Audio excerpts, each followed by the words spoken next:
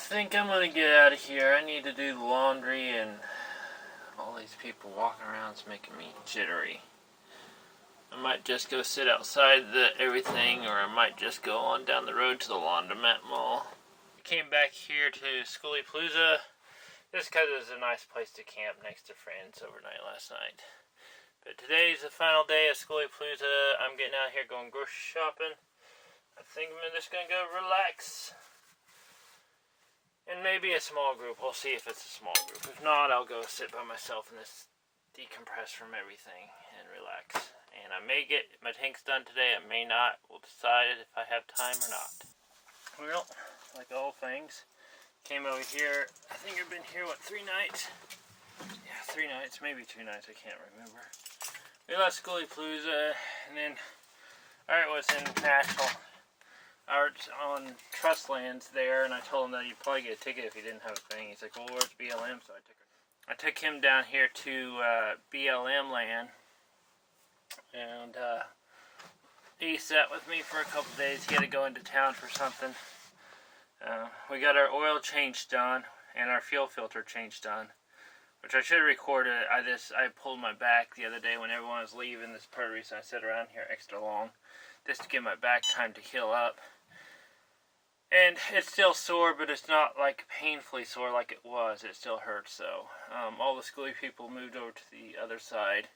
I heard a lot of people are going to Joshua Trees. I might move over there after everything's said and done, probably towards the end of the month, and see who's all there, and just to see Joshua Tree, because I haven't seen it, and it is going to be really close. The camera won't be here till the 25th or so, so I got about a month to kill before that new camera gets here, which is funny because my last camera quit working on the, when was it quit working? On New Year's Eve, it stopped working. And so I was like, I don't want to wait a month to go back, and I'm pretty sure it's a software update that somehow went bad. I had a bad software update, and it kind of fried the system. The software update kind of fried the system and wouldn't allow it to plug you guys' head in here. Basically, when I do a software update and I was in the middle of recording, I pulled the battery out of it. It did not come on again. They got to come up, came on one more time, and it didn't. To deal with insta360, you have to deal with emails only. They have a phone number, but it always directs you towards email. At least every time I've called it, it directed towards email. So I was dealing with emails, and it was so far in between emails, I thought they closed it out because I got it working for a little while again. So I started a new email trend with them, but to double my chances, I emailed them back, and I had 2 conversations going at once, which was a mess. It was absolutely a mess. But anyhow, long story short, 6 days of dealing with them. By the time I reached day 10, what was it? I wasn't getting a response back on the second email. They sent a placebo one saying, hey, we received it, we're going to work on it. And then, they ended the extra email, and said they're going to let the other tech support people handle it. And there was like 2 days before I got it. I didn't receive anything for like 2 days. In that 2 days, I called Amazon, talked to Amazon. Amazon had something, they worked with me on it. I did lose $50 on the camera. They charged a restocking fee, but they did give me my money back on the camera. And also the batteries. I had to ship it back. It cost me about $50 to do it. So on a $50 camera, and then I had a $20 charging pack. But I did end up getting some money back. It was a loss. But, I was also dealing with a broken camera too at the time, so there's not much. Hang on, let me fix that. You guys can see that. So I was dealing with a broken camera where I couldn't record. After I sent it back with Amazon, I got an email the next day from the company saying, okay, we'll take it back. You're going to have to pay for shipping, and if we decide it's your fault, we're going to charge you for it, and if it's our fault, we're not going to charge you for it. But my experience with companies that says, well, we're going to decide whether it's our fault and your fault, it's usually always your fault, not their fault. So I was very happy that I sent it back with Amazon. Now that being said, I went probably 5 or 6 days going through the whole research process I did that ended me on the 1X. For one, I like the workflow of it. You can choose how many cores of your system goes through transcoding the system and stitching it. I could not ever get the no-stitch workflow to work on my computer. It is a i7-8700, not the K, this 8700 with a water cooler and a 1086 gig GPU and a few other specs. I think I have 64 gigabytes of RAM, but I could never get the no-stitch workflow to work for me. It always just made it unedible. I mean, it worked, but I couldn't edit it. It just killed the whole system, basically. So I always stitched it, and the stitching program allows you to stitch multiple things together depending on how many cores you want to dedicate. So I'll dedicate one core to one stitch. So I have a 6-core processor, so I could dedicate up to 5 cores of it to stitching, but I only dedicated up to 4 of them. Hang on, I don't know why that keeps falling off. So that's what part of the reason I like their system. The other thing is they are still, I mean, if GoPro actually had like a slow-mo option, like 60 frames a second, I would have gone with GoPro, because their system's good enough.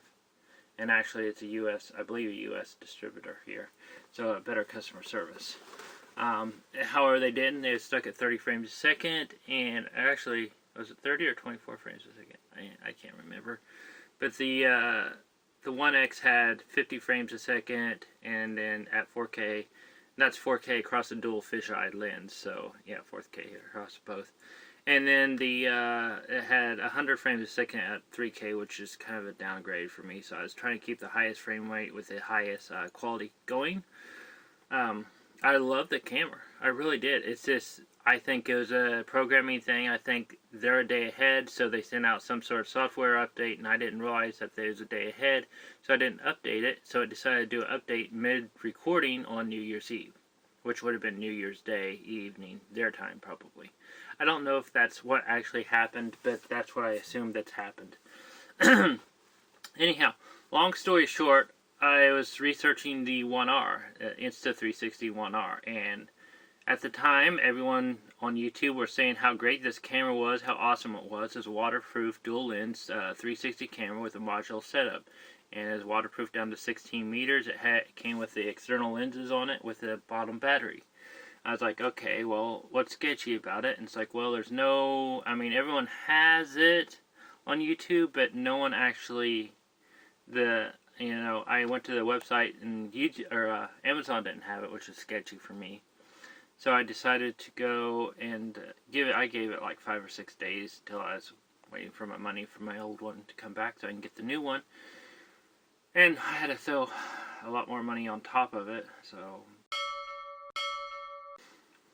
anyhow, so this is getting too expensive at this point. I don't know. I've been debating on if I really want to continue doing 360 because it has been very expensive to go with. Right now I'm going to keep going with this, but we'll watch it. I like 360, but like I said, it's getting expensive with the new cameras and everything else that's going on and camera breakage, and it's like, man, I might be better off to hang it up for, a couple 5 years or something like that until it gets cheaper. But I didn't start 360 because it's cheap. I actually started because I wanted to record 360. I wanted people who were homebound and not able to come out here to come out and see what I can see, but not just see what I can see everything. I can look anywhere I want to look. And, and everyone else that wants to go, but, I've been sick. I've been stuck there. I've been not able to leave the house for days and weeks on end. It's not fun, but this having some way to escape and even have a little bit of control of where you escape and look is awesome. Anyhow, so I went ahead and ordered the Insta360 one because at the bottom of the card it said it will be shipped in 20 days. Roughly it's 20 days. And it's like, okay, that'll be fine. 20 days, put it out the 1st of January. And I ordered on like January 20th or something like that. Or 1st of February, around that time. Anyhow, I went through and ordered it, and they didn't have the mic adapter. That's fine. I use the external mic anyhow for the Ambisonics. It would be nice to have a directional mic or a lapel mic, and those will come later. So it said, your order will ship on February 20th. Man, really? So I was fooled again.